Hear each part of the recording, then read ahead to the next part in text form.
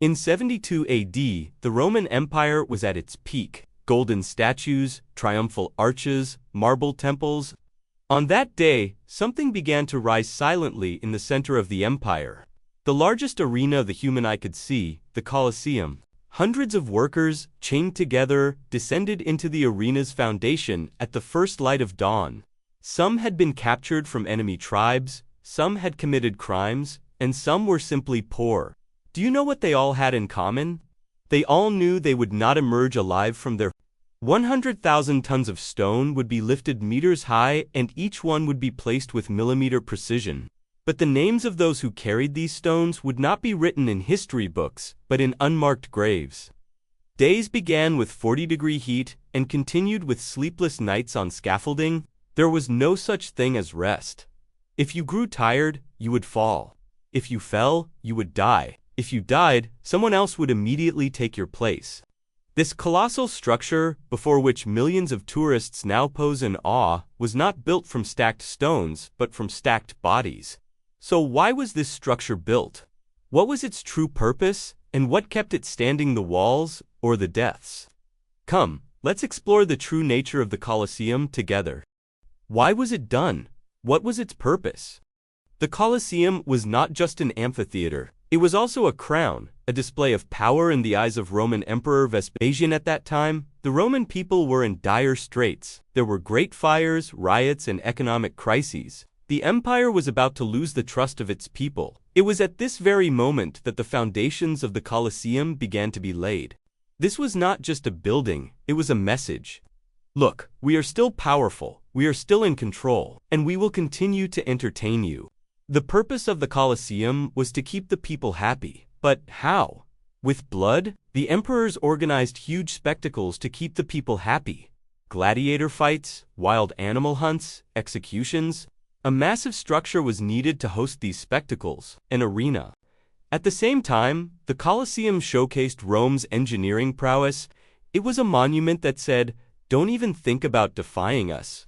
This structure, where nearly 50,000 people could cheer at the same time, where animals were brought up from underground via elevators, and even where battles were reenacted, was not just an entertainment venue for the Romans, but a representation of an ideology.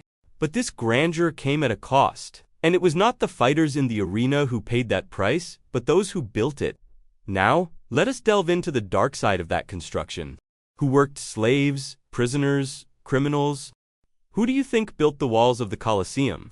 Master architects? Artists rewarded with gold? No. The stones of this massive structure were laid by chained bodies. Emperor Vespasian needed thousands of workers to build the Colosseum, but these people were not volunteers. So how did he meet this labor demand? With war prisoners? Most of them were war prisoners taken from Rome's enemies. Thousands of Jewish prisoners brought from the Jewish-Roman wars. Some were criminals, debtors, or even just those deemed unnecessary. Rome's magnificent stones rose on the shoulders of the lowest members of society. In the morning, they were lined up without even being called by name. Work began before the sun rose, and they could only catch their breath as the sun set. There was neither enough food nor water. Stones were tied to their backs, and hammers were placed in their hands. If they wanted to rest, it was considered laziness. If you slipped and fell, no one would help you up. Another person would be brought in immediately, because you were not a name there, just a number. These people did not even go down in history as construction workers. They were merely ghosts lingering in the shadow of the Colosseum. The millions who visit Rome today have no idea who these workers were. But if you look closely at the cracks between the stones, perhaps you can hear their silent cries. Challenging conditions, extreme heat, long hours. Before the sun had risen, while Rome's lands were still covered in morning mist, the sound of chains could be heard. The prisoners lined up like a herd, carrying shovels, pickaxes, and stones on their backs, and were marched toward the quarry, where not even a shadow fell. The Colosseum was not built with cranes and machines like today, but with human strength, or rather, human lives. In the summer, temperatures in Rome would reach 40 degrees Celsius. But for the workers, there was no such thing as weather conditions. Whether it rained or the sun scorched, they had to lift those stones. During shifts that lasted more than 12 hours a day, their food consisted of a single piece of bread and hot water. Taking a break was forbidden. Resting was considered disobedience to orders. Some collapsed under the weight of the stone and were crushed. Others fainted from heat stroke and never got up again. But work continued.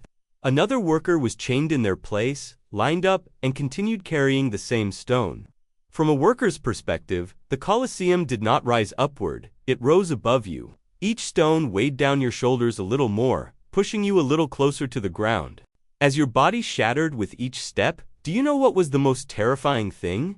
No one would even know your name. The only thing left of you would be recorded as 5 people were missing that day.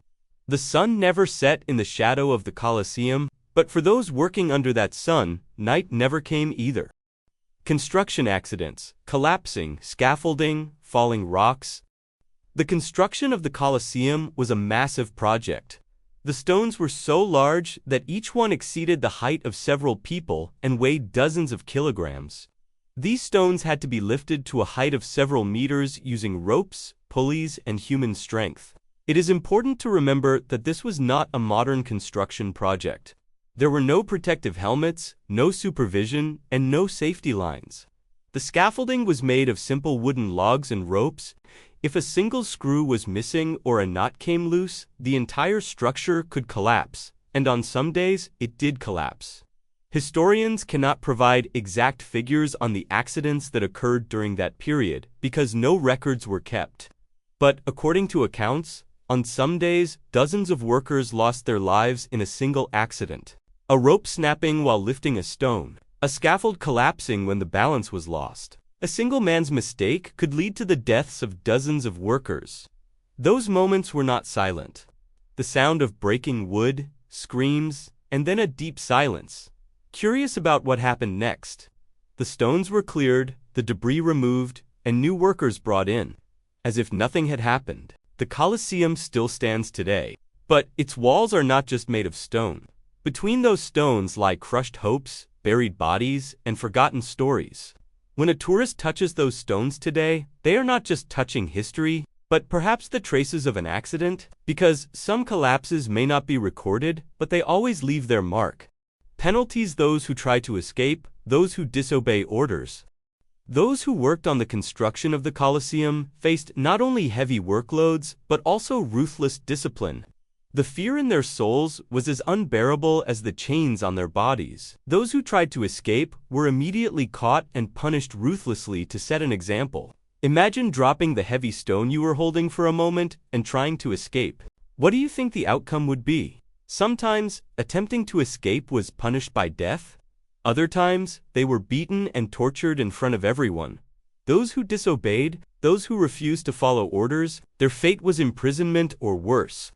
Everyone knows that disobedience was the greatest crime in the Roman Empire. And in the Colosseum, obedience meant life, if that could be called life. If one of the workers stood up and said, "Enough," or tried to quit and run away, this would endanger not only himself but also those around him.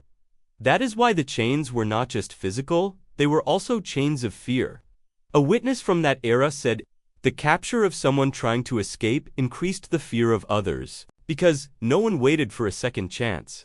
Thus, the Colosseum construction site was not just a structure, but also a prison camp, a death camp. Now that you know these painful truths, in the next section we will look at the greatest tragedies that occurred during the construction of the Colosseum. The hypogeum structure turned into a tomb. Beneath the Colosseum's magnificent exterior lay a dark world that few could easily see. The hypogeum, this labyrinth, meaning underground in Latin, was hidden in the very heart of the arena, concealed beneath thousands of tons of stone. The hypogeum was actually a network of underground tunnels and chambers where gladiators, wild animals, and even massive sets were stored. But this place was not merely a preparation area. It was also the silent home of death. During construction, the hypogeum had turned into a veritable graveyard due to unfinished, water-filled channels and collapsed scaffolding. Workers fell into it, often losing their lives without any help. The voices lost in that labyrinth never made it back up. Every life sacrificed for the empire's grandeur echoed off the hypogeum's cold stones. Today, tourists only touch the ancient stones there. But every stone they pass is a silent monument to the thousands of lives lost there. The hypogeum is the dark secret hidden beneath the Colosseum's majestic facade. And it is a tomb that rose alongside Rome's grandeur, yet one no one wishes to remember. Legends and spirit stories. The stone walls of the Colosseum are silent witnesses not only to history but also to legends and spirits. Over the centuries, not only cheers rose from here, but also terrifying stories and whispers. Some say that the spirits of the gladiators who fought in the arena still roam at night. In the silent corridors, the clinking of chains can be heard. Some believe that lights and shadows move in the dark tunnels of the hypogeum. In every corner, the ghosts of lost workers, prisoners, and animals lurk. And according to legend, the echoes of the great battles that took place in the arena can sometimes be heard in the Colosseum, as if they were echoes from the past. Of course, these are not just stories. Among those dark stones, the pains that the living cannot forget are as real as ghosts. Today, millions of people visit this place. But some, as they walk here at night, feel as though they have opened the door to another world. That is why the Colosseum is not merely a structure, but also the living spirit of Rome's unforgettable memories. And that spirit still waits there, silently. Now, take a deep breath and think. As you hold the stones of this magnificent structure in your hands, imagine how many lives were lost within it. The lives, dreams, and hopes of thousands of people were trapped within these walls. The Colosseum is not just an arena. Each of its stones carries the story of a life, the pain of a destiny. So, when you visit there today, do you just wander around like a tourist? Or can you feel the truths behind those historical stones, those forgotten lives? If you were forced to live in such a place, could you endure it? Share your thoughts in the comments and tell us what you think about the mysterious and dark side of this colossal structure. And don't forget, history isn't just the past. It breathes today through the stories of those who live within it. Don't forget to subscribe to the channel and like the video.